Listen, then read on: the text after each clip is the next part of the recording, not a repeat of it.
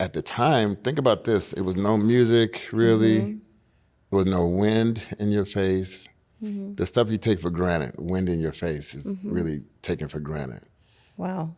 And I wanted to hear the clanking of the weights. Think about this. That's all I've been around my whole life. And the smell of the rubber. Those things are taken for granted. I get that. Because when it's taken away and you don't have it, it's silent for so long. And he's like, you just want to hear it. So then I'd say, hey, just take me to the gym and let me just sit in the gym. Oh. I had a weight belt on because I felt like I was going to just feel tilt over. The yeah, just ambiance. I just want to smell it and I want to hear it. And so I just go sit in the gym and watch people. This on the East Coast even. It wasn't even, my home gym, but I just wanted to be in a gym. And that was making me feel better. I was like, I get back on stage. So I did make it back on stage 2 more times.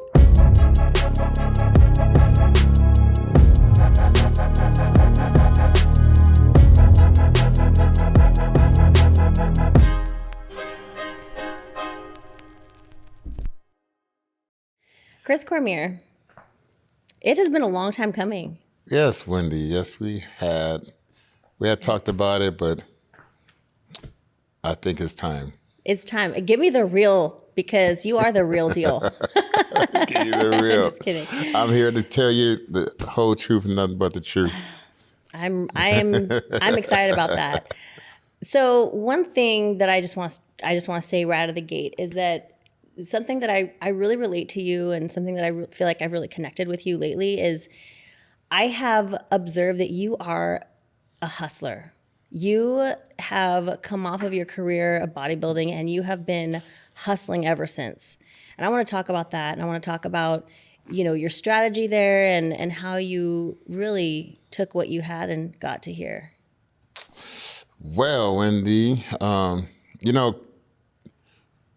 coming out of bodybuilding, it was, no one ever really knows how it's going to end or how it's going to be written. If you do it right, you want to walk away on your own terms. It didn't happen like that for me. I thought I had more time to do what I wanted to do in the sport as far as my competition. Being that I set out to do a job from a teenager, I was working towards this. And, it meant everything to me. And moving from Palm Springs to do what I did in the sport to Venice, but when it was all over, it was a time where I was just drowning in everything. Because, when you lose all your contracts, you've been living from contracts from the 90s. And then when everything's basically dwindled away from being in the hospital bed to losing contracts. There's a lot of crying and a lot of days where you're just down. And then,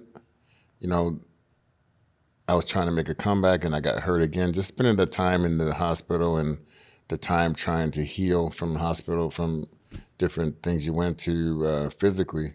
And we're going to talk about that. And mentally. Then it's like, it was tough. It was not easy transition from knowing that you would not be hearing that applause anymore. You would not be going through that process of that day-to-day bodybuilding lifestyle to getting down to where it was all over. So it was a process to get from that point, and it was a tough process to start to say, hey, I need to pick my britches up, pull my bootstraps up, and I got to get back in the game. What I'm going to do? What I'm going to do is do what I always did, work hard, get back in the gym, because that's where I feel most comfortable in my life, is in the gym. I have endless energy in the gym. I have endless possibilities. I could do anything from in the walls of a gym, so I think that's where I started to climb back up from there. I feel like the hardest thing for me, if I were in your shoes, is finding my identity. Because your identity was centered around honestly, your appearance, your body. You have all this attention, all this love from fans, from contracts, from sponsors, everyone. And all of a sudden it's like you said, when that dries up, that's your identity. And so that's the emotional component of it, right? Because trying to get back up on your feet, I mean, that's no problem for you because you're a hustler and I mean, your work ethic is second to none. But finding the identity, right? How is that? You just have to recreate yourself, but put that same type of energy, that same type of drive behind everything you do. As far as, start getting into podcast stuff. It's like, I wanted to do it, but I haven't done it before, so I had no real, I had little bits and pieces of doing some work at a show where I'm doing a live stream or something for a show. I did it at the Olympia one time. I did another time, but I had nothing else. Plus, growing up as a shy person is not the easiest thing to do. I'm a shy person. No. Yeah, I'm shy. Naturally shy. Okay, I want to actually talk about that because I do want to go back in time a little bit because speaking of your drive, this is a really perfect segue into your youth. You did start school a lot earlier than other people and ended up graduating high school at 16, which is crazy. Yeah, 16. And I learned that you were wanting to catch up with your friends and started working out. And yeah, so we'll start there because I have another question after that. Okay. Yeah, so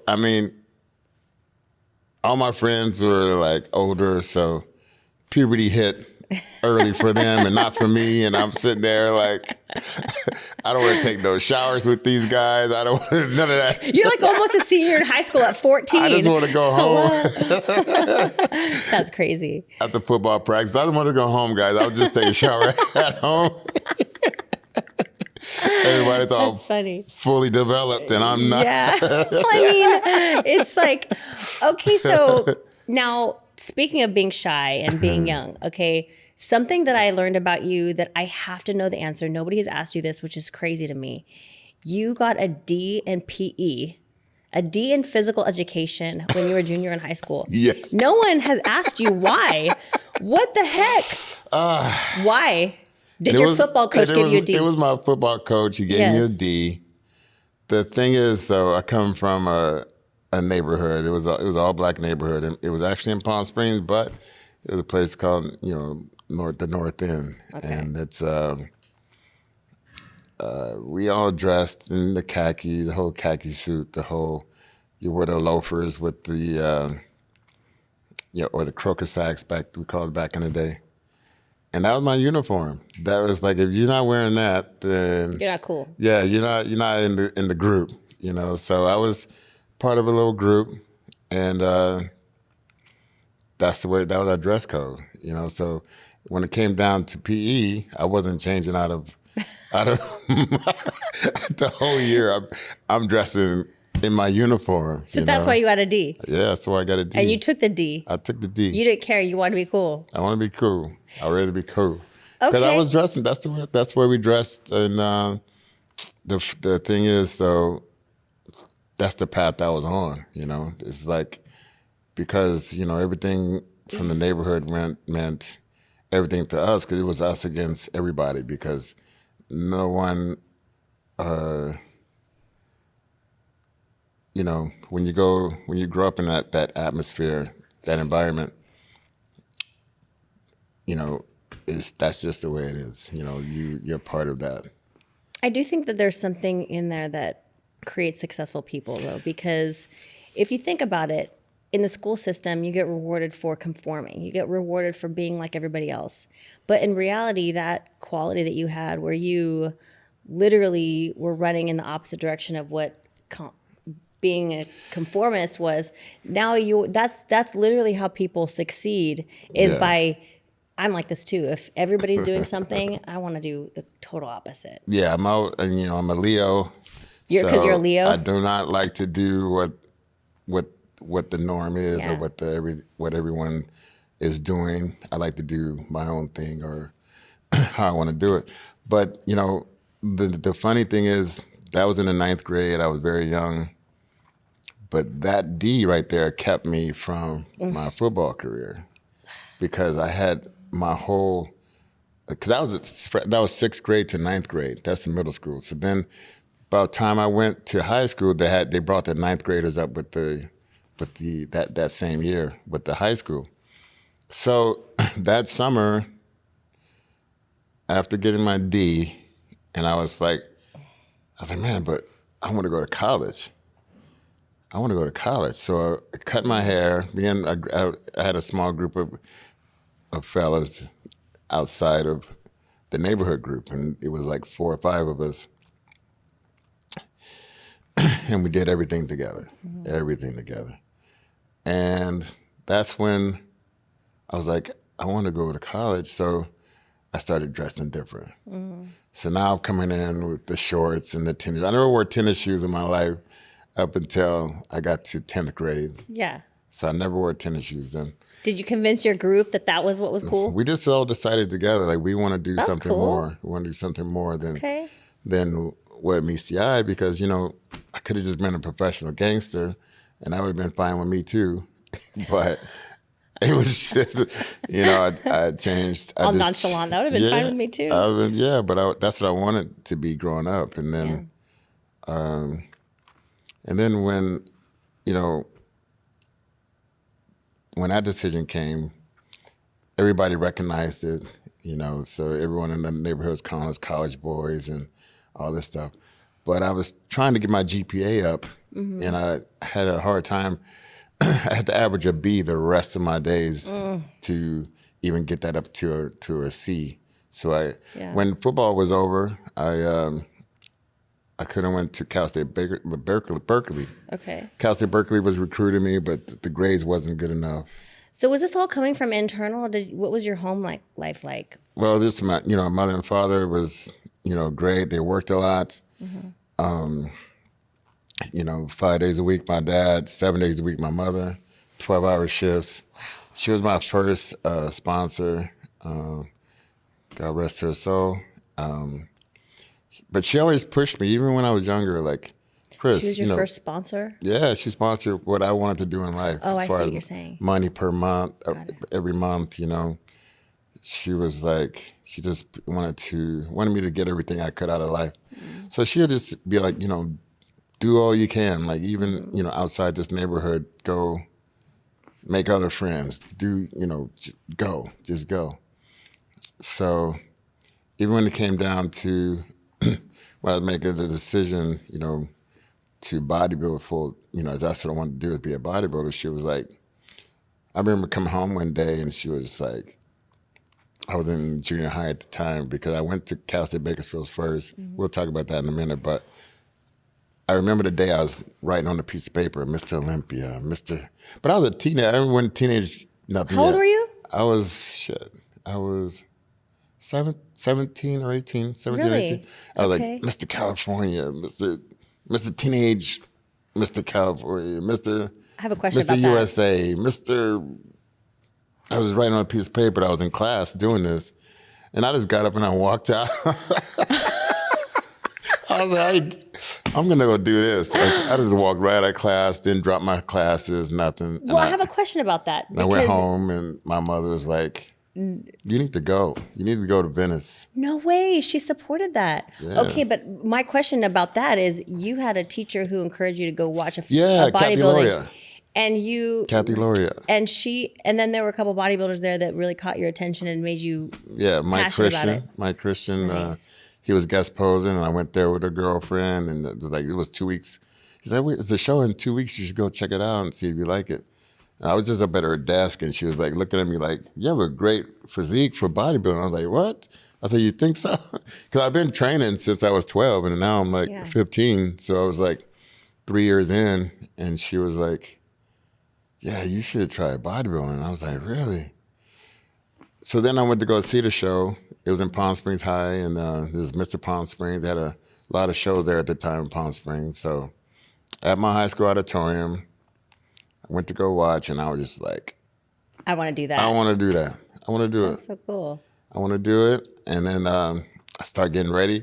So the next year I had 1 week of preparation. I thought that was 1 enough. week? You thought that was enough? I thought that was enough. What about posing practice? Did you? Yeah, because I went to her house. Was she a bodybuilder? No, she worked in a gym though. So she saw. So she saw and her physiques. boyfriend was a bodybuilder. Okay, so she kind of did the she ropes said, a "Yeah, little my bit. boyfriend can teach you some poses that you need to know." A week out. And then he gave me a stack of magazines to read. These magazines starting from the 1970s on up. I went to read about the history and everything. And this is give me like 15 years of magazines, a big old stack, wow. and I just read every single one of them. And but I remember. You don't have time for school. You're spending a week doing like bodybuilding School homework. was like, I know what I want to That sounds like do. homework right there. Yeah, That's cool. I need to.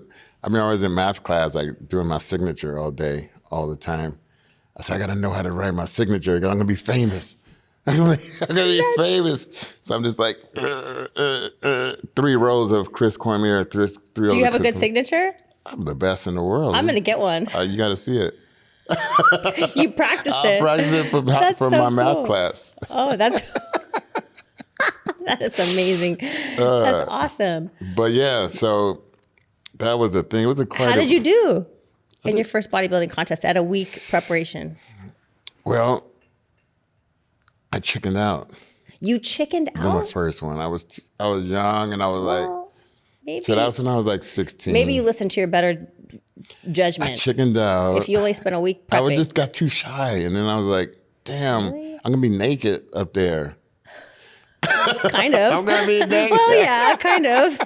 I was too young. I just had to get over that. So, but then I went to go see the show. And then it was like 3 teenagers in it. And I was like, I got to beat these guys. I got that. I got to beat these dudes because that one guy that won was in my high school, and I seen him walk around with his little sweats on his little bag, and I was like all jealous, like I could have beat you, dude. Got a better body than you. Did he walk around with this trophy at So school? he just walked around with his bag, his workout bag, like he was all tough. He's all No, bad. like I got that. I said, I got a better body than you. So then the next year, I said, I'm going to do it. So after wrestling, I took 4th in state in wrestling, and I got a scholarship at Cal State Bakersfield, which I'm very proud of. I want to, I still try to be in touch with the coaches there and some of the wrestlers there. I actually want to go back there soon. That's my goal. Yeah. And so I'm still bodybuilding I'm still bodybuilding in the Gold's Gym Bakersfield. I was 16 and I was like, I want to compete though, and I want to wrestle, and I want to do both. So I ended up wrestling, ended up hurting myself that summer. I had torn my knee in practice. Yeah. And so, dealing with that, being on a full ride scholarship, it was like, you got to perform. They're paying for you to be in the school. You got to perform. So Those are 2 different things. I mean, with wrestling, you've got the muscles that you develop for grappling and for getting, agility. agility. You're developing the muscles that literally throw off your aesthetics. Yeah. How did you? And training. Yeah. So I would leave there, totally go different. to Gold's Gym, train. Yeah. I trained at the school, but I'd also train I just always fit it in, because I wanted it. And that's the part that, from a little kid, I remember when I was like, I want to be a professional something. I don't care what it is. When I'm 2 years old, I'm thinking 2 or 3, I was like, I want to be a professional. Really? I don't care what it is. Really? Yeah. I don't care. I want to be a professional. I want to be one of the best in the world at something. But when you were younger, did athletics always come easy for you? I mean, were you pretty much good at did. everything you did? Everything. Beat all the kids at foot races. And I was strong, and they started calling me man-child because I was younger than all my friends by 1 or 2 years, but I was stronger. I became bigger after I started training and stuff. Yeah. So, yeah, everything I really put my mind and my heart into, I excelled. Yeah. Normally, it's from bicycle motocross, as you know. I was in the marching band. I was doing. So you really were in the marching band. I was a band geek. Wait a minute. You are just a walking anomaly. I think that's badass. Yeah, I was. Yeah, so I was playing the tenor drum. So we did a symphony drum set, and also in parades and stuff. Wow. Yeah. What don't you do? I was on it. No way. Yeah. That is so cool. Yeah, it was cool. I love the drums, and then football is there, so I'm a better football player than I'm a drummer. So Right. I kind of like when I went to high school and all that stuff. It was kind of like I kind of said, okay, I'm doing more than football, but I still did the parades. You were really shy, you said. So do you feel like you hid behind your talent a lot? Yeah, I mean, it wasn't like today where there's a lot of podcasting and there's a lot of turning the camera on yourself. I don't do a lot of that still because I'm kind of shy still. You do good. But I don't do a lot. Right? I don't really turn it on myself a lot and talking to the camera. It takes a whole other person. But I didn't really have to talk. I just had to just do, So it was always... You let your actions speak. Even in school, I didn't like to get up and talk in front of the class. Mm-hmm. And it was crazy when I graduated and we had our 10-year reunion, all the people that I was always so shy around and didn't want to talk around, I had to do it. Yeah. So now I'm at the 10-year reunion. They're like, Chris, take your clothes off. Let's see some poses. I'm at that 10-year reunion with my pants to my ankles, shirt off, and my underwear, posing. At the 10-year reunion. Well, hey, it got you away from having to talk. Oh, yeah. That sounds like you're still hiding behind your... But then, that's interesting. Years after that, they wanted me to be, they inducted me into the Palm Springs High School Hall of Fame. Nice. So then I had to talk in front of everybody in my whole lifetime that I was shy around. Really? I had to get up there with a microphone and talk. Wow. And that was another feeling of like, oh, God. And that was just like a couple years ago. Yeah. So I was, after all this stuff and after the bodybuilding and everything, to be inducted there at Palm Springs High School Hall of Fame was like, that was amazing. That is amazing. Amazing. One thing I want to go back in time and talk about is you said you chickened out of the first bodybuilding show. You got too shy. So but I took fourth the next year. That's what I was going to ask you. Yeah. Which one did you end up doing first? I had a wrestling tournament, a college wrestling tournament on a Saturday. Okay. The next week was the bodybuilding show in Palm Springs. So I ended up winning. I won the wrestling tournament. I took fourth in my first show. That's good. And I remember my father was there. He was so proud, and he had a little tear in his eye, and I was like, gave him the trophy, like, Dad, like this, and it was like, damn. I said, I want to do this. And I had the biggest trunks in the whole class. It actually said Speedo on the side. No. Yeah. And I'm looking around, all the kids got the smaller ones on. And I'm like, oh my God. But if you think about it, but if you think about it, you were shy and everything like that. But all of these experiences are showing you that what's the worst it could get. This is literally the worst it could get, and you're still like doing okay. Yeah. So it's those experiences of like putting yourself out there and taking a risk and realizing that the worst case scenario is actually not that bad. I just really got to throw myself in the fire. Just go.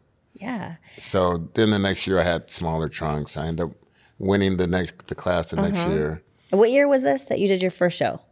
85. Okay, so you did your first one in 85. 1985. And you did your second one the next year. Yeah, 86. Okay. I won. And then I did the third in the Teenage Southern California Championships. And I took third in Teenage California. Right. At 18.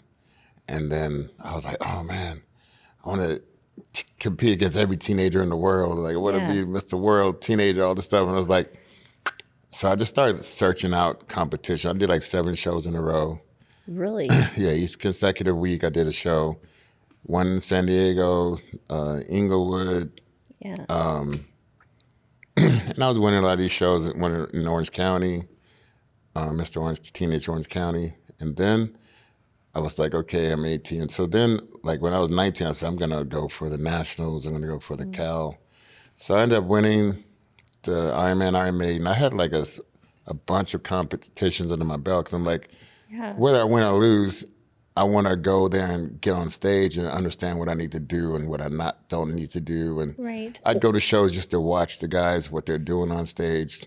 Well, I want to know when you were competing and as a teen, what was your what were your strengths in your physique that you recognized, you realized? Great separation. Yeah. I had great connection because when I was in ninth grade, when I was like 9 years old, I'm flexing my hamstrings. You had good legs. And if you can flex your hamstrings without anyone telling you to flex your hamstrings, you have a good mind muscle connection already. And then I was rolling my stomach and all that stuff when I was 11 and 12. But no one told me to do these things. I just had a connection with my body. And just your kinesthetic awareness. That's an intelligence. yes. You had a strong kinesthetic awareness. That, and then going to, when you start to train, all that stuff develops more because you could feel it more so, right? So just think over the years, my mind muscle connection developing and on past my career and when I started to train people and all this stuff. Yeah. That's actually what I was just thinking because that's your identity. Yeah. And that has never gone anywhere. No, so people don't really understand it because how could I expect people to understand my mind muscle connection levels when they didn't have that experience? They wasn't flexing their hamstrings at 11. They were not rolling their stomach at 12. And they didn't put that into their career moving forward as I did. So it can't be the same level. Even if I teach you my training right now, there's no way you can go through all those steps that I did to get to where I'm at. There's no way. It's obvious to me that you have next level mind muscle connection because when I see you pose, it's so smooth. It's just so easy to watch. You're hitting the poses, but also the transitions flow so smoothly. Yeah. And a lot of times I feel like even now people try to get so fancy with routines and with tricks and with all this kind of stuff. And it was like there was such an art in the way that you just moved and went from pose to pose. It's only possible with really strong connection. Yeah, and I just feel like the generation that followed all of that, they think you could just bypass because you have a person now you see, and I'm sure you've seen this, they're coming to the gym with the local trainer or someone that works at the gym. And then all of a sudden, the next week they're training someone. Or they did one competition. Oh, I know. And then they're taking the people underneath their belts. You see it all the time. And I always felt, even though I did help people train when I was a professional, I take people under my wing. Yeah. Even like Melvin Anthony, I took him under my wing before he won Mr. California. And I wasn't I'm the trainer, but I was helping people as we all helped each other, like the camaraderie of the competitors was a little different. But the thing is though, just you can see some of the poses and stuff. It's because I think that they tried to do things smarter, not harder type of attitude. I believe because this changed everything. Because the way from the booth work we used to do and all that stuff, and people started coming in. I'll do it for free. Y'all just give me a T-shirt and it was like it's just a different mentality. Yeah. And then in the posing work that we did together, myself.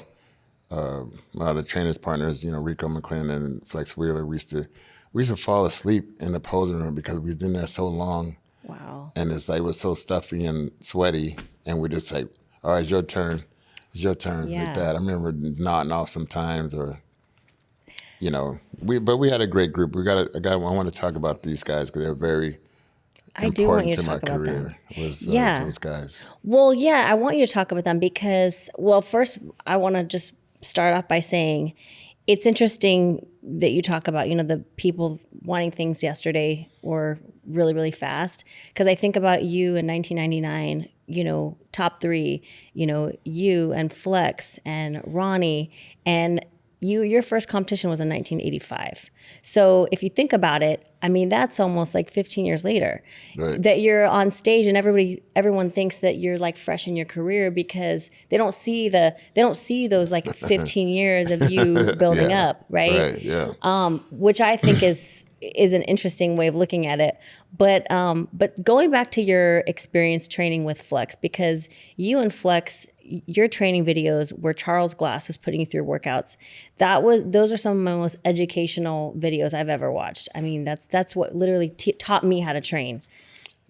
The funny thing is, back then, nowadays you have a microphone on and you're basically premeditating what you're doing. And that's a big difference from, that was just a normal day for us. It wasn't anything special. We was getting ready for a show. We'd take our shirts off sometimes. We just checking out, whatever. And there was always a camera around from a lot of professional camera photographers, would just be in Gold's Gym, and they would just catch you at a time when you're training. Right. But, you don't have a camera crew that comes in with you or your tripod that you set up. To me, if I had to do that, it would be different. I feel like it's taken away from the intensity of the workout. Did you feel like it took away from the intensity for you? If I had to set up a camera stuff and do this, it wouldn't be like... Do you just pretend like it wasn't there? Well, I mean, well, that's the way we were, because we didn't have... How, though? Because people were watching, too. Yeah, but that's the way Gold's Gym was. That's crazy. If you go to the mirror and start posing to check out your gains or where you're at body-wise, most of the gym would go over there and watch you train, to watch you pose. And you're just used to or that. We did a big lift, myself, Rico, and them. That whole room would stop what they're doing and watch you lift. And then... sometimes it was a big lift, it would be this room and half of the next room looking to see what you're doing. And then when you finish it, they'll go back to their business. But that's the way it was, But as you say with Charles Glass, and then that was 99 Olympia. But, after I got my pro card at the USA, which is the same thing you did, overall, the USA champ, you have a chip on your shoulder. You're like, I just beat everybody in the USA. I'm ready to see what more I could do right away. I'm not trying to wait to see if I need to do whatever for another year. I'm ready to be Mr. Olympia. Yeah. But I competed every year, and that's another thing. Like, this next generation, I think they wait to see if they're perfect enough to be Mr. Olympia or Miss Olympia or whatever before it's like steps. It's like, just go up there, get the steps down, get the education. But I just notice when I work with people, they want to be a pro within a year or two or whatever.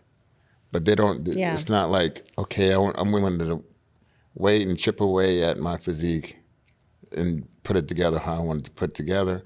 But in the meantime, I'll go up there and compete. Okay, I'm at this process. I'm at this level now. I'm at this level now. I'm at this level now. I would like to do it every year. So I agree with you completely, by the way. I'm 100% in agreement with you. But I just want to add that it was so different. I mean, there was only 1 or 2 pro cards given a year. Everybody knew who the next pro was. It's so much different now. I mean, if you're a bantamweight bodybuilder and you got second place in your class and you earn your pro card, you're not ready to compete in the pros. Yeah, and if the argument, I guess, is should that person get a pro card, I guess, is more of the argument than like should they compete right away, because they shouldn't. Clearly someone's going to get smoked if they go and compete as a bantamweight bodybuilder in the pro. I mean, But smoked, okay. But is that your goal? Is to win it all right away, or is it just to see where you're at each year? No, that's a good point. I just like to see where I'm at. I wasn't trying to be Mr. Olympia when I went to my first Olympia title. I knew there was a guy named Dorian Yates there that I met in 1990. That became like one of my closest friends in the sport. I'm actually saying you were ready to be a pro. You were ready to maybe win. You were like ready primed. To be a professional for sure. That's different, yeah. Because I've had, Robbie Robinson was very much in my life since I was a teenager. I had him here. He's cool. And still is. And Gary Stridham became a training partner and mentor. And these guys were telling me about their experiences, telling me about what they've been through in life, and they spent a lot of time with me outside of the gym doing so. Mm-hmm. So I felt about the time the USA came around, I took fourth, and I wanted to make sure I belonged for sure. I understand the part about getting smoked, but I was always telling myself, if I don't win this show, I'm not doing this because I'm not going to waste my time trying to become something I could never be. That's just me. And I ended up winning at Mr. California in 1990, but then in 91, I was like, okay, if I don't make the top 5 in this USA in 91, I'm not going to do it. It's not meant to be. I need to do something else. So, Flex Wheeler took second, and we were training together. Matarazzo won it. Dean Caputo out of, I think, Chicago, he took third, and I took fourth. And Ronnie Coleman took fifth. That was in 1991. So that's your top 5 at the USA? Top 5 at the USA here in Santa Monica. And then the next year I said, okay, I'm going to. Things have changed. Then I tried to go the natural route for the nationals after that. And Ronnie took fourth. I took sixth, I believe. Yeah, I took sixth. And that's when Kevin LeBron won that show. Right. And Quadzilla was third. Flex was second. 1991, how many pro cards were given in the whole year? Shoot. Like one or two? Yeah, besides the USA. That was a nationals. That was back in Pittsburgh. So that was, I don't know. I think the class winners got their pro card at the time, but it wasn't 2 class winners. Only 1 class winner at the nationals, and then in the overall, obviously. But I took a year off, and then I got my pro card, 93 USA. But then I was ready, and I wanted to get there as soon as possible. And I ended up taking second in my first show with Vince Taylor won it. I took second in the Ironman. And then went to the Arnold Classic, took fourth in my first Arnold Classic. But then I had all this money and stuff. I was like, whoa. I was like, this is crazy. What do I do with this? And then, at the time, it's like you want to guest pose every week. Yeah. So you just making money. I kept my suitcase by the door because I was leaving the next few days, and I went all around the world like that. Who was coaching you? Well, it wasn't like that. It was more like, actually, I had Chris Aceto help me when I was 23 on the 91 area. So I worked with him a couple of years. So I'm very fortunate to have done that. That it got my mindset on that. I was figuring out how to cook. I was doing all that stuff, because I was very young and just learning. But people were doubting me and doubting my abilities the whole time. Like who? Everybody. What would they doubt? They would doubt my size. Am I big enough? Am I good enough to have a prototypical physique? Do I have, whatever, the drive? And I'm like... Did that get to you? I believe, because I believed in myself, but they did not. So... Are you the kind of person that when people don't believe in you, you that's go my harder? Energy. Yeah, that's my energy. Okay. Yeah, go ahead, do all of that. And if you mention my name in any kind of way, shape, or form, I'm coming at you. Nice. And one way or another. And that happened a few times. Like for instance, I come from a neighborhood where you can't let that happen type of thing. So, even when it came down to bodybuilding, it was funny. After one of the Olympias, I remember you don't go to your phone, you go to a writer and they'll put it in the magazine. So I remember Dennis James and me used to go at each other sometime because he wanted to beat me. That was him coming into the sport. You had a rivalry? Wanted to beat me. It wasn't really it was a one-sided rivalry. Yeah, it wasn't really a rivalry, but he wanted to beat me, that's for sure. Did he ever beat you? He did. It was funny because I would beat him at the Olympia, but he would make remarks to the people. He says he didn't, but I know he did. He says oh, is Chris going to look like that? I'm not even going to diet next year. Or, oh, Chris, the next year, I'll let that one go. But the next year he said something else. Like, oh, Chris is soft in the glutes and it is and that. I did have a big butt. I get that. But it was in shape. Were you soft in the glutes? No, I was in shape. I just have a big butt naturally, right? So I said, okay, write this down. And it still stings to this day because he brings it up all the time. I said, you didn't beat me because your chest sucks, your abs is like 4, and I have a 6-pack. Your legs are weak. I said, and then I walked. Then I went my way. Your lats are high. You said, "Let's go." Yeah, and then I said, you basically like a Ford Pinto. I said, and this is all in the magazine, word for word. I said, you can have a fresh paint job, and you can put rims on it, and you look good, but you're a Ford Pinto. I said, I'm a Ferrari. I said, I can have a scratch on my shit. It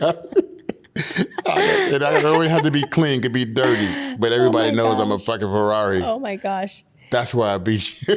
I was like, did that trigger him? Oh yeah. Oh, you guys went back and forth. That was like the dagger. I was like, I'm a Ferrari. That's why I beat you. Oh my gosh. You guys work together now though. Yeah, that's the So, funny part is that we how's were that? like at it. We were not the best of friends when it came to that, because he actually got me into the podcast stuff because I wanted to work. 'Cause I did an interview with him, and he was like, "Man, you should do more of this and this and that." I was like, "I'd like to if I got a chance to do it." And he said, "Yeah." He said, "I'm going to talk to blah blah blah," and he was going to talk to me at the Arnold Classic about it, this and that. By the time we get to the show, he was like, "I don't know. I don't think they want to do it with you," and blah blah blah. Someone said this or someone said that. I don't think it's a good fit. And I was disappointed. He said, "You know what? We're not going to give up. You're going to keep coming to the show with me. Just keep doing it. Just keep doing it." I said, "Okay, I'll just keep doing it." So got to the point where I was getting it going, but then I went and talked to Jake, talked to Dan Solomon. I said, "Hey," I want to be involved with Olympia TV. I know I don't have any experience, but I have a lot to say. I want to do it. I care about the sport. I care about the movement of the sport and the generation, being educated on what we did, good, bad, and the ugly. And I said, I see the generation doing this and that and blah, blah, blah. I feel like they can be better. Yeah, you do a great job. So I said, I spent like an hour talking to Jake, and he was just sitting there. Like, I was telling him all this stuff for like an hour. This is why I want to be involved. This is why I want to be involved. And then I did the same with Dan Solomon. Blah, blah, blah, blah. A little bit less, about 45 minutes talk. He said, "You know what, why don't we give you a call and we have a meeting. Maybe come out to Arizona, we talk about it, whatever." But it ended up being, I just kept working with Dennis, and then I got a gig to do the Chicago Pro, and I did another stream, and then they said, "Hey, we're gonna do this show called Primetime Muscle. You're already working with Dennis. I think it'd be perfect. I can put you and Tarek together, and and Tim, and we're gonna be like this gig of you guys working almost like the NBA with Charles Barkley and Shaquille O'Neal." So we started doing that. That's exactly what it feels like. Yeah. So we started doing a little clown stuff. We did a little funny stuff, a little serious stuff. So just a mixture of all of that, and just using our personalities with and without and against each other. Yeah. So we got this little thing going. It's been working out. It's been the last few years, been working out pretty well. And then just that's bringing out my, we were training people, and, I started working with other companies. I'm a dark sport athlete, which was it's a great sponsorship. I love the movement they have. I love the way they are with the fans of the dark sport. It's like on another level. Yeah. I've never been involved with a company like that to where, they do a lot for the people. They do. When the fires happen, they're out there giving out their clothes. When they come together, Memento Mori we had at the Los Angeles Coliseum, giving out free food, free drink, not one issue with each other. How can you have like not one issue? I had like 8,000 people there. Wow. not one issue That's with each crazy. other. And they have like it was like a little, drinks. I'm talking about top quality food, like the whole chicken and rice deal, people ate a few times, I'm sure, because Well, that comes from the top. it was just everything for the people. And that's, they preach family, they preach,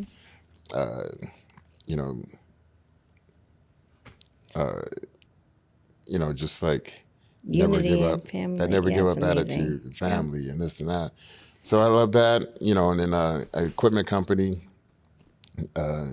Real Leader out of China. That's my other sponsor. And in my own stuff with Java Labs, Yeah. I have a company underneath Java Labs, it's Real Deal Nutrition. Yes. So I'm getting more and more into that. I hope this is going to be a bigger year this year. This is my second year going at it. That's awesome. I know it's a little late than never, but hey. It never is though, because every Right. generation is gonna bring a new. I always feel that way too, but every generation is recreating the wheel in some way, right? Yeah. But speaking of which, I do want to talk a little bit about you and your recreating yourself, finding your identity, because something that I do want to touch on is you getting injured and not being able to end your career on your terms. Yes. So tell me about that. Okay. So, So I was in Amsterdam and I was training. I'd go to different countries. I didn't have my son directly in my life for a few years. They had little issues with the families and everything, how that can be. But his mom was great. She passed away about a year ago. Oh my gosh, I'm sorry. But he wasn't directly here with me. It was in Minnesota. So I'm like, okay, what I got to do? I gotta focus on what I got to do. So what I can control, I got to control. So I'm in different countries. I'm in Australia for like 4 or 5 months. I'm in Europe. I'm in Ireland. I was in Ireland for a couple of years. What? Yeah, it was crazy. Ireland, Derry, Ireland. That's the north. By Belfast and everything. And you're like guest posing, competing. Yeah, and I'm flying Wow. to Europe. I was going to different places. I'd visit Panada Sports sometime over there. I would do different things, through Italy, through Germany, all this stuff. So anyway, I get to the point to where I was with Muscle Tech at the time, and we had an appearance. So I went back home for the appearance. During the appearance, I started sweating. Okay. I'm like, I feel like I got an infection. No. Yeah, so in my shoulder, I had an infection from some injections that wasn't clean. Bacteria got in my system. So I didn't realize. So let this be a lesson to people listening to this. When you make a decision to take a right turn at a light or a left turn at a light, that decision could affect the rest of your life.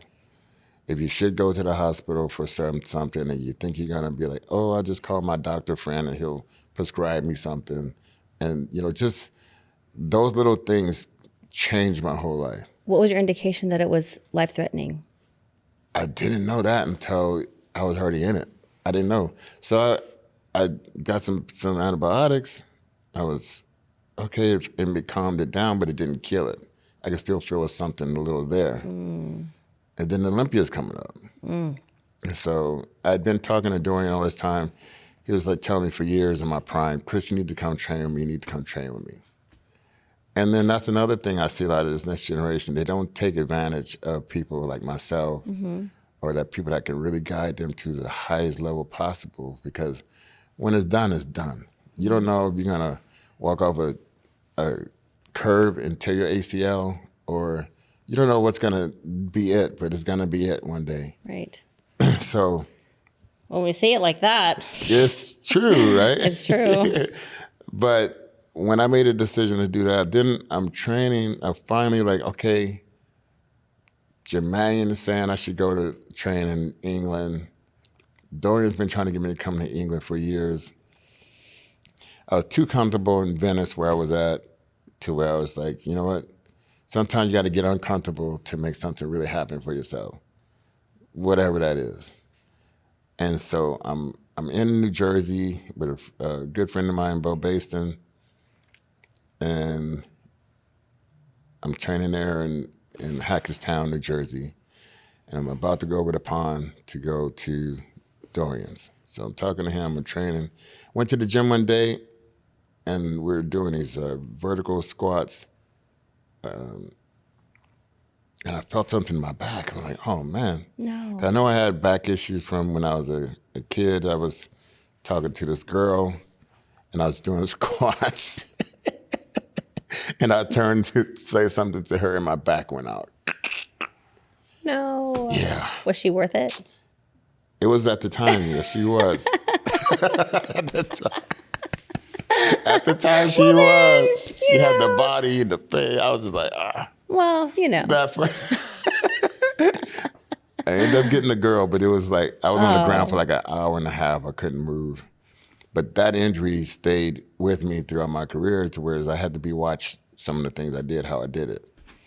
So fast forward to when I felt like I injured it again, I thought it was just that, just a small little thing, because you know, when you get the nerves in between the vertebrae pinching right there, it's tough. Yeah. So the next day, I'm putting the ice on it. Yeah, I'll be ready to go. I feel a pain in my back. Each hour got a little worse. My friend he had a nutrition store, so he was at work. I was there by myself. So then I'm laying on the floor. And then I'm like, oh, I got to go to the bathroom. And I couldn't get up. No. I was like, I called my friend, hey, I need you to come here to help me up. I can't get up. You were like paralyzed. And then, so then I'm like, it's so much pain. And then it got worse and worse and worse. And then I called him back 30 minutes later. I said, dude, are you coming? I cannot get up. You understand? He said, oh, I'm coming. He comes there. And I was too heavy for him to pick up. I was 295 pounds. And he couldn't pick me up. Oh, no. So I was like, he said, we're going to have to call the paramedics. I was like, no, I don't call the paramedics. I don't want to get that whole deal going. I was not a hospital type guy. So got to the point to where it's like, that you went call the ambulance, because it's like I couldn't, there's nothing else I could do. Yeah. By the time they got there, they had the little wooden thing. They had a hard time getting me up. So it was like 4 or 5 guys got me up and got me on the gurney. And it was just, so think about this. It was an infection, but at the time I didn't know. Yeah. So the infection migrated in my back. My L4, L5 was here. The infection was here. I also have that was from the infection? Infection. No. So infection pain is a whole nother different pain, and especially in your spinal cord. And it changed. It's so much pain that it changed my spine. So my spine has a little scoliosis type thing in it now. Yeah. So think about the pain it takes to change your skeletal. Oh my gosh. That's crazy. Just your structure. Your structure. So then I was like, oh man. So all your nervous systems, all your nerves and your whole nervous system is affected with an infection. And it's trying to take over your body, because it was festering from my shoulder. Oh my gosh. And it went down into my spine. That is so scary. So it was all in my blood. It was trying to kill me. So by the time I got to the hospital, I'm seeing things. I'm seeing people who are not there. I'm talking to people who's not even there. I'm like, you're dying. I'm dying. Literally. Yeah. And so so we went to the first hospital, and they didn't have the equipment that it took to help me. They weren't equipped for my situation. So I had to get back in the ambulance, go to another hospital. That was murder, because just every time I moved that much, it was murder. Oh man. So by the time I got to the next hospital, it was a nicer hospital. It was a huge room. I had one huge room to myself, which was great. But I was so much pain. They didn't know. They were running all these tests to see what exactly it was. 'Cause I thought it was something from training. Next thing you know, I'm out. I was like in an induced coma. Really fast, I have a question. When you first went in there with this infection and not being able to move, did the doctor say anything that scared you? Like, did they say, "Oh God, this is bad," or Well, anything? yeah, well, they were saying like,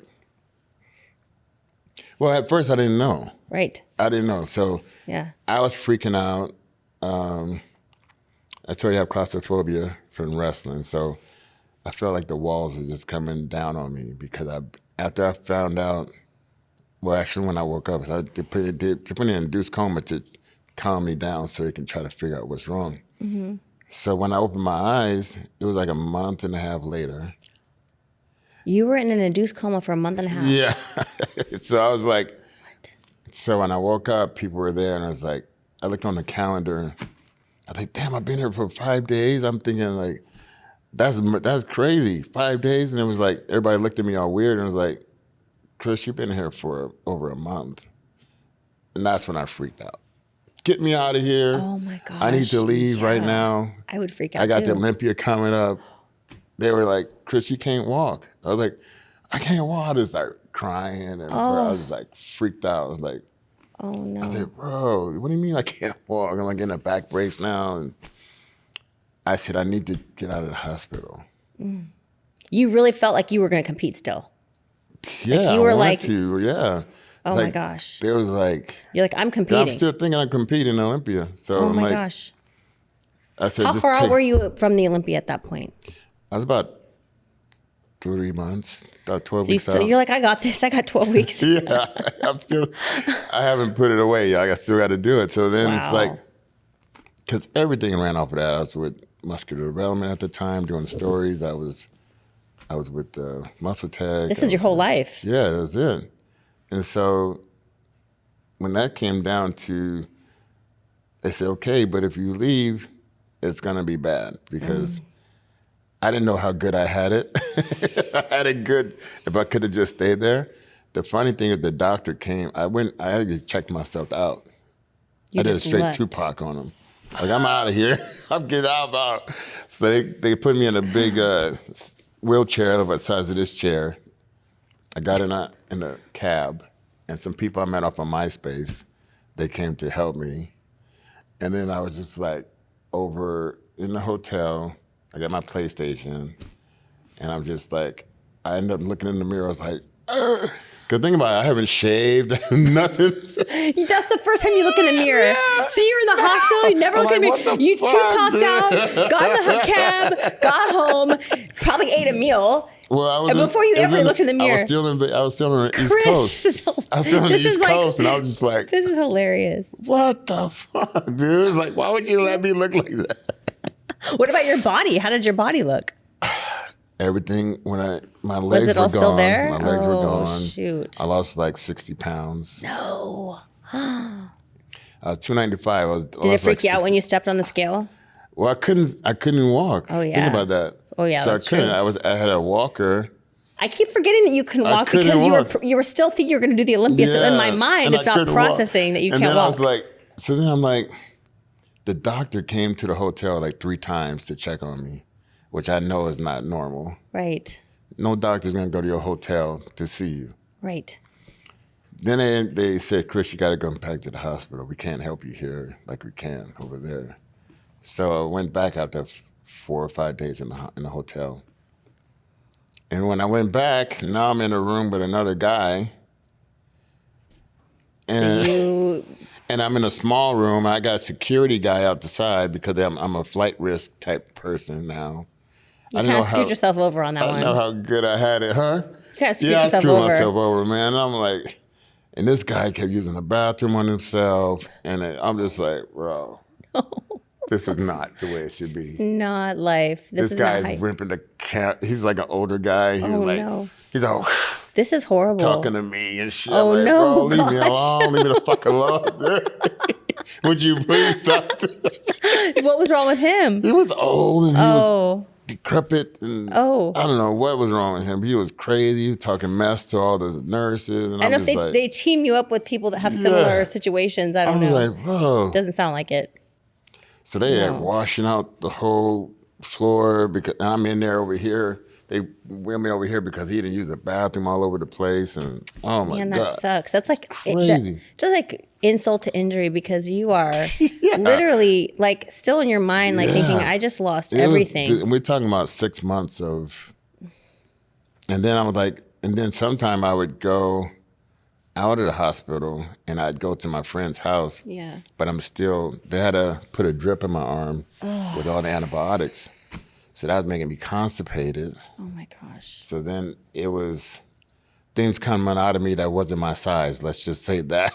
Oh my gosh. And then I was like, oh my goodness. And that was like every time I did a bag of the solution, that's what would happen. So I didn't want to eat because I know it's going to be bad after I do the antibiotics.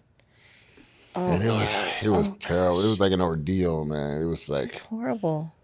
Then I flooded my friend's house from using the bathroom, man. Oh no. So he had like this much water on his floor when the toilet overflowing, and it was like but that's a good way. That's a good time to use the excuse, hey, I can't walk. Sorry. Yeah. So, so then I'd spend, it was like $1,000 a week to stay out of the hospital. Wow. And all my money was going into keeping me going. But I felt suicidal in the hospital, so I wanted to be out of there.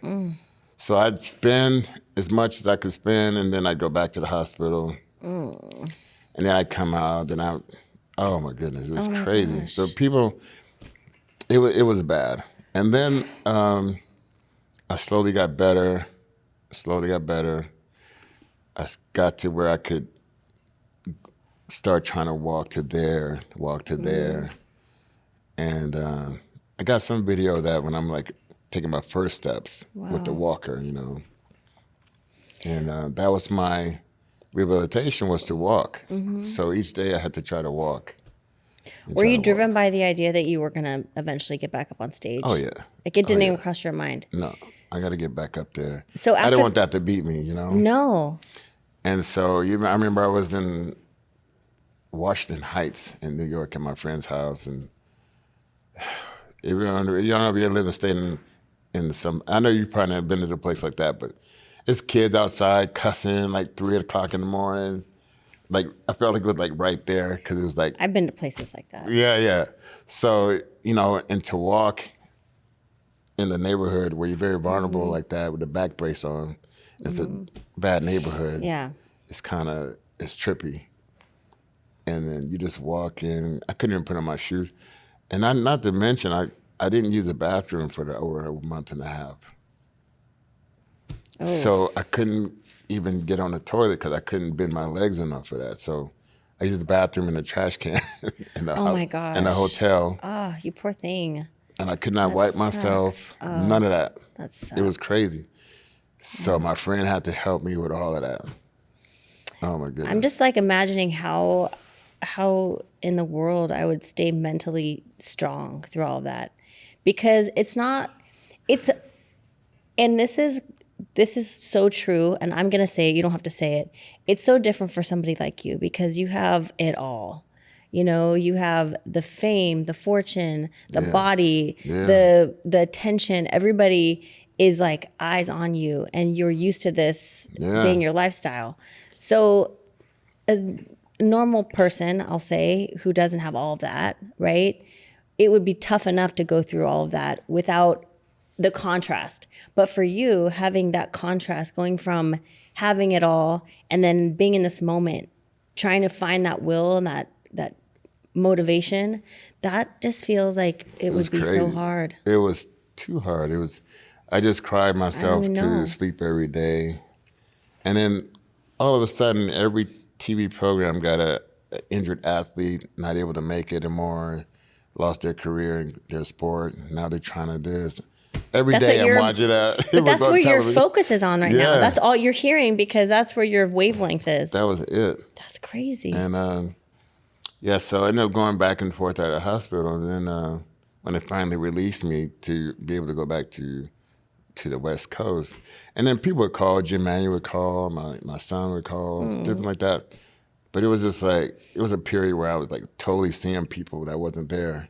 Wow. And it was like, were you on pain pills? Yeah. And going right into my hard. So I had the PICC line going through your arm. And So that's where you're being everything- fed pain medicine through a drip. and antibiotics 3 times a day for months and months. You're like loaded up. And I was just like, yeah. So I was like, man. So then I'm like, I got some rubber bands, and I was like in my bed trying to do some curls and stuff. Really? Cause I'm like, You're like, I'm going to the Olympia. like, give me I got something. 12 weeks. I can still Give do me it. something. And then it became, okay, Chris, you're not going to do the Olympia, but we want you at the booth for Muscle Tech. And I'm like, oh my goodness. They had me wearing a tank top and all this stuff. And I was just like, So then it became, I need to make it to the show. I need to just be there. Yeah. And at the time, think about this. It was no music, really. There was no wind in your face. The stuff you take for granted, wind in your face, is really taken for granted. Wow. And just like that stuff, and I wanted to hear the clanking of the weights. Think about this. That's all I've been around my whole life. And the smell of the rubber. Those things are taken for granted. I get that. Because when it's taken away and you don't have it, it's silent for so long, and he's like, you just want to hear it. So then I'd say, hey, just take me to the gym and let me just sit in the gym. I had a weight belt on because I felt like I was gonna Just feel tilt over. the I just want to smell it. I want to hear it. And so I just go sit in the gym and watch people. This on the East Coast even. It wasn't even, my home gym, but I just wanted to be in a gym. And that was making me feel better. And so I get that. yeah, so that, and then when I was able to come back, I was losing everything because I had this huge house in Vegas. I had all these cars and all this stuff, and everything just started slowly going down to not there no more. And I was like, I get back on stage. So I did make it back on stage 2 more times. Okay. It wasn't the greatest look, and I felt like they were judging me from how I looked in '99, from whatever. It wasn't like exactly on stage what they were used to seeing. My structure has changed. The length of my stomach has changed, because think about it, your spine is keeping all your structure. But the fact that you went back to the stage, the fact that you did it, that's freaking amazing. That is badass. I can't even imagine. That was just, man, it was crazy. But I just want to go back really fast, because I want to ask, when the Muscle Tech wanted you at their booth, how hard was that to know that the fans were going to see you after all that? It was tough. It had to be. It was tough. That had to be hard. And also, what's the restaurant? Restaurant? The wrestler, what's his the name? wrestler. John Cena. Oh yeah, John Cena. He came to the booth and said hello, and I wanted to wish you well. And that felt good, because he was like, he worked at Gold's Gym Bennett's he was at the front desk when I was training there. So he knew me from there. He came over at the booth in at the Olympia and said what's up and this and that was cool. Yeah. But yeah, just to be there, that meant everything, just to make it back. Yeah. You know? See, that was the goal had changed. You were originally planning to be in the Olympia, but then just being there, knowing the fans were going to see you. I felt I was going to win it. I felt like that was going to be a year I should have won. And I felt like a lot of people agree with that. I was, and especially the plan I had with the train with Dorian, be just locked away in that dungeon with him and spend some months like that. Oh, I was going to kill. Yeah. I was going to kill. So that's my story with that. But here you are, and you're on the other side of that. Yeah. And you've taken all of your experience, all of your knowledge, all of your wisdom, and you have translated it into what you're doing today, which is providing your insight on all these different platforms. You're guiding and coaching some of the top athletes in the industry today. And a lot of people look up to you and see you as like a serious force in the industry. So I would say you're winning, right? Thank you. It's trying sometimes, because you want your message to be received the way you meant it to be. You put it out there like, this is the way to do it, guys. A lot of guys want to go from A to Z without doing the elemental P, and they think they're gonna get the same result if you skip that part, and you won't get the same result. So that's kind of hard to convey to some of these guys and girls, you know. I think you do a good job of that, But though. I try. No, you do. I mean, when you provide your insight, it's always padded with that essence. Like you always find a way to express that, and I think you do a really good job of that. Thank you. On Appreciate that. Primetime Muscle, with Dennis James, with all the different podcasts that you do. I mean, but then, you know, and then like this is so funny because you get feedback from, if you read some of the comments sometimes. Sometimes I don't. Sometimes I do read some of the comments, and they don't really get, like, this generation, they talk really fast. Yeah. And they're like, and they're pointing at the thing. And I don't do all that stuff. And I don't talk super fast. I talk the way I just talk. And I don't, you know, I know you have to talk fast to get if you have someone's attention, you have it for like 15 seconds. Yeah. So what can you get in 15 seconds? Yeah. The attention spans are down. I even reached out to people like, let's say, you know, Shannon Sharp. You know, he became someone. I met him when I was competing. We had a mutual friend who's, and, you know, it was like, him and his brother was coming to shows and stuff. So I even reached out to him when I was getting involved in the podcasting. He wanted to train, and I wanted to learn what he was doing. There you go. So he'd send me some different examples with his voice, which he's like he's the best in the world. He's the best. He's the best. He's the best. So he sent me some samples of what I could say, and then I sent him some of my examples of what I did, and he was like, give me some critique, and I say, okay. He said, you just need to slow down and just be you. Like, he said, you got a lot more time than what you think. Just let it flow. He said, you know what you're talking about, so just let it come out like that. And I enjoy listening to you. So I appreciate that. Yeah, it's a good pace. It's you. But he did a lot of spending his personal time helping me understand what I'm doing now today with this stuff. I saw you two were linked so up. So forever grateful for that, for Shannon. I want to train with him also when we do get a chance. Let me know what time, what day. I'll be there. Yeah, so that's going to happen, hopefully. That's awesome.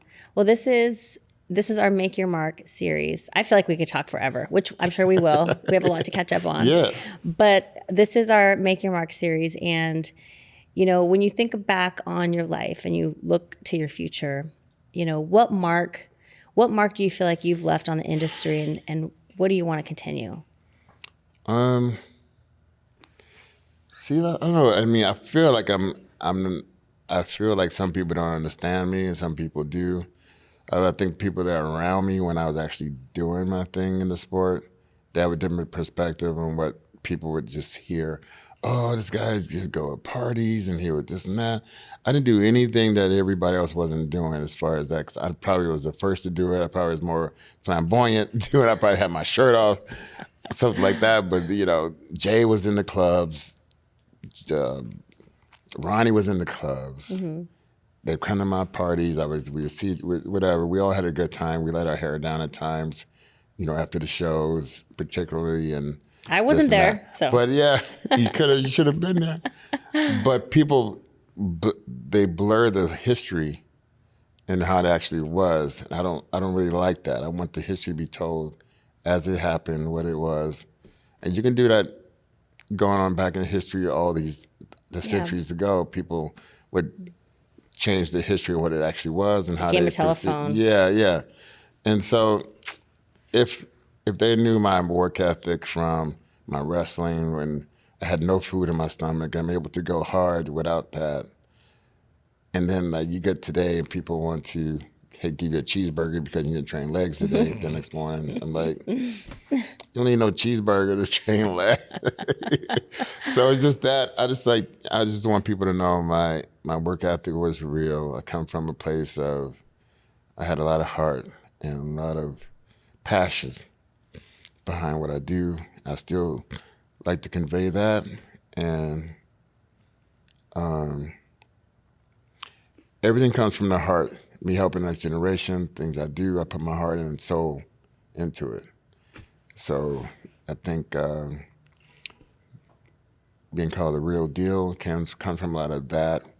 I had a resemblance to Evander Holyfield, so it kind of like went hand in hand. I even went to his training camp before, and it meant a lot to me to meet him. And it was just the whole thing, man. It's just, I'm still pushing forward. I'm still on a journey, a new journey still. It's a new journey, but it's still my fitness journey, I feel. And it just continues. I love that. I feel like I knew you, but getting to know you even more, it just elevates it. Appreciate it. You are an amazing person. You are the real deal. And thank you. Thank you so much. Thank you for having me. And I know it was a long time coming, but hey, you're here. You didn't stop at getting me on. I have the same drive as you. That's right. You know the hustle. Game recognized game. That's right. That's right.